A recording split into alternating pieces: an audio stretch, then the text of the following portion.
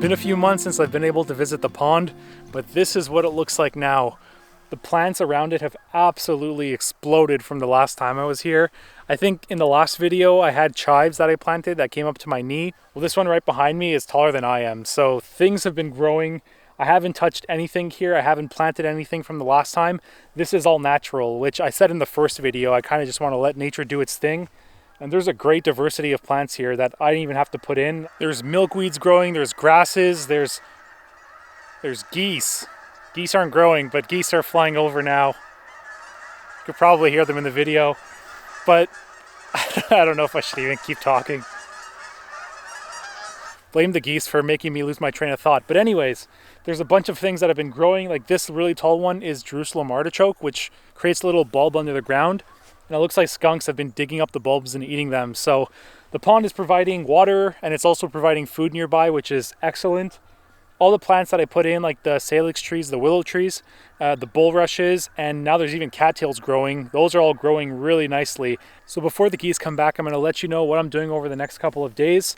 We're right now towards the yellow-rumped warbler. There's a yellow-rumped warbler right there, sorry. But what the plan is, we're in kind of like the tail end of fall migration, and there's some birds that are still passing through. So I want to sit at the blind and see what's going to show up over the next couple of days. The one issue was I was kind of banking on the trail camera working. Oh, chickadee. Hey, buddy. I don't have anything, sorry. Sorry, dude. I shouldn't have done this. I swear this is going to be a half-an-hour video of me just interacting with birds and seeing birds and getting distracted. So as I was saying, I was kind of banking on the trail camera to have a lot of footage like last time, but it seems like maybe 2 weeks after I left it, the grass just totally blew up and grew right in front of it, and there was a bunch of false triggers. So I still need to go through the footage to see if there's still some gems in there. Maybe there's some new species that I haven't seen before, but instead of it being like 2 or 3 months worth of trail camera footage, it's only going to be about 2 weeks, which kind of sucks. So I don't want to do too much right now. I'll just let it be, kind of let it sit overnight, and I'll come back to you guys in the morning. Stay tuned. During the evening, I went through all of the trail camera footage and was excited to see 4 new species of birds I've never seen at the pond before. The first was the common blue jay, which I was a bit surprised took this long considering there's a large group of them that hang out nearby. The other new birds were brown thrashers, gray catbirds, and great crested flycatchers. Besides the new arrivals, most of the regulars were also around.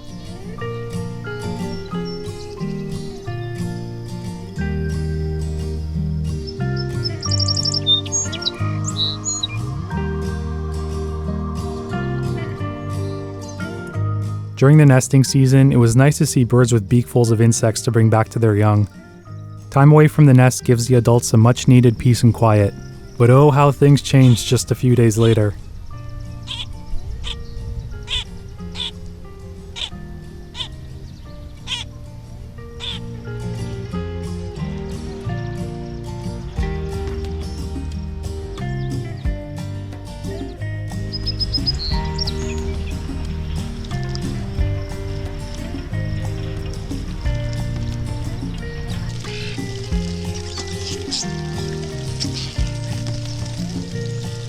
After seeing that all the birds were still visiting in early summer, I was ready for a productive morning of bird photography.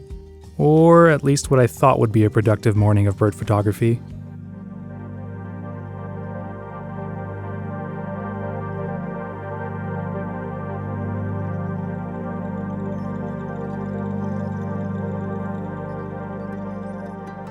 I think I just broke a record at the pond, and it's not a good record that you want to be breaking. It's the longest I've sat here before a bird actually showed up. I came out here early this morning before sunrise, and we're over 5 hours later, and finally the first bird showed up, a song sparrow, which seems to be the first bird that shows up when I do these videos, but it took a lot longer than I thought it would. But anyways, this is a nice way to contrast the other 2 videos that I did. The first one was in spring, second one in summer, and now in fall.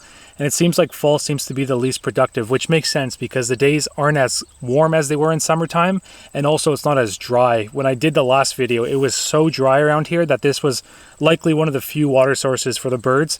But now we've had rains. In the morning there's dew that covers the grasses and the leaves, so birds have the option to drink somewhere else. They don't have to come here, and since it's not as warm, they probably don't need to bathe as frequently. But Seems like now more goldfinch are coming in, so maybe that was just a string of bad luck. I'm not throwing in the towel just yet. After spending the rest of the day with very little results, I realized I'd have to adjust my strategy. With the world around the pond growing and expanding, so too did the complexity of the ecosystem around it. No longer was sitting all day in the blind enough to tell the story of the entire pond. I needed to get down on the ground and explore the relationships between all the wildlife that made their home here. So the next day, I grabbed my macro lens and started inspecting every plant, every blade of grass, and right in front of my eyes, the story of the pond slowly started to reveal itself.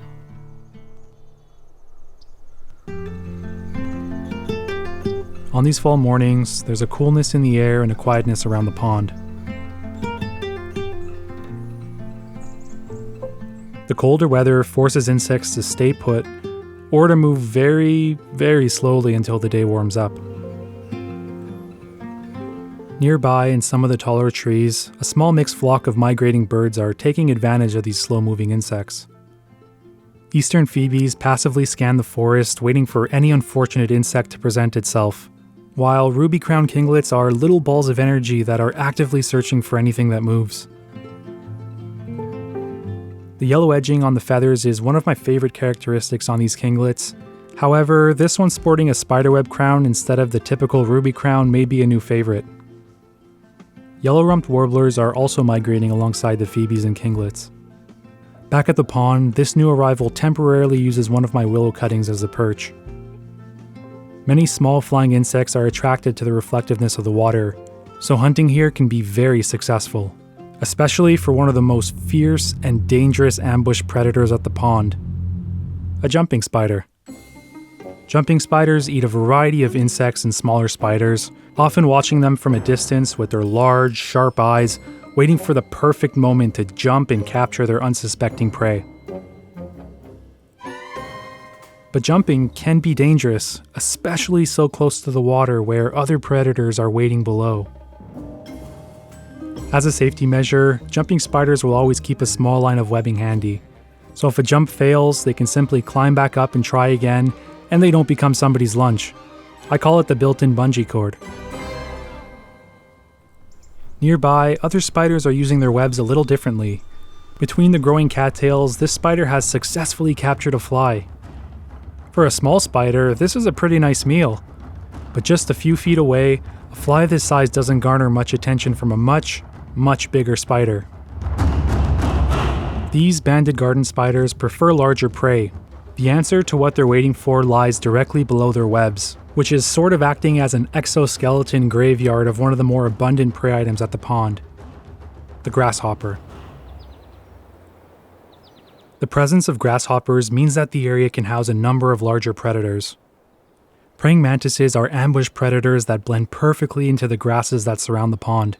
Here, they can easily strike at any insect within its range, and a mantis of this size would definitely have grasshoppers on the menu. Since my last video, about a dozen green frogs and leopard frogs have become the newest resident at the pond. At this time of the year, they mostly just bask in the sun while waiting for any easy meals.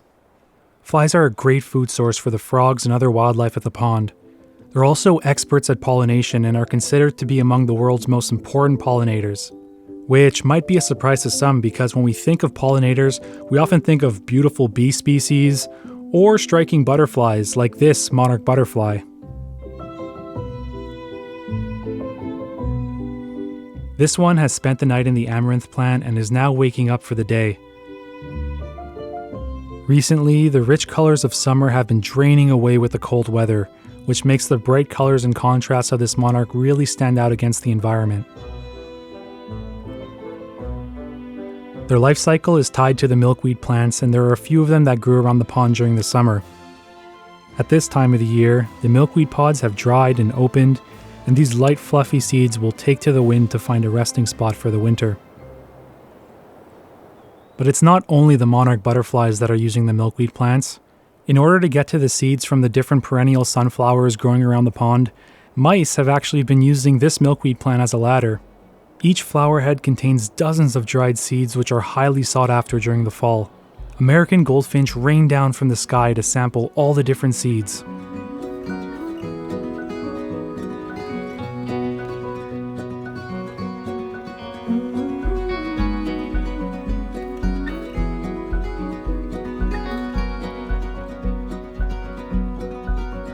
Luckily, for some of the other species, goldfinch can be messy eaters. Below them, on the ground, a white-crowned sparrow, which is a new species for the pond, forages in the stone crops I planted to pick up any loose seeds. Another new species, the white-throated sparrow, also visited, and the song sparrow also made a return to feed on the amaranth seeds. These seeds are a critical food source for migrating birds. For some, this is the first place to fuel up before beginning their very long journey, and with hungry predators nearby, they'll definitely need the energy if they want to make it all the way to their wintering grounds.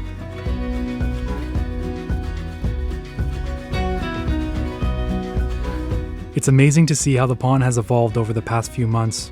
In the spring, it was mostly used as a place for wildlife to drink. In the summer, it was a hot spot for bathing and cooling off. And in the fall, it was a food source for the different wildlife.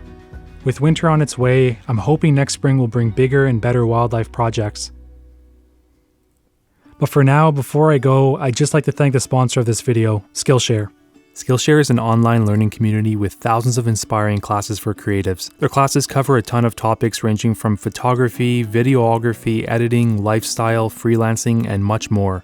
If you're planning to do a video shoot and aren't really sure where to start, I suggest a class called Video on a Budget, Prepare for Your Shoot Without Breaking the Bank by Christopher Rhodes. He covers everything you'll need to get started and explains the concept in a relaxed and simple manner, which makes the information easier to remember. Classes just like this are divided into easy to follow lessons with no ads, so you can really just focus on learning. And right now, we're giving away free 1-month trials of Skillshare Premium memberships to the first 1,000 of my subscribers that join using the link below. So check it out, there's a bunch of amazing learning opportunities, and thanks again to Skillshare for sponsoring this video.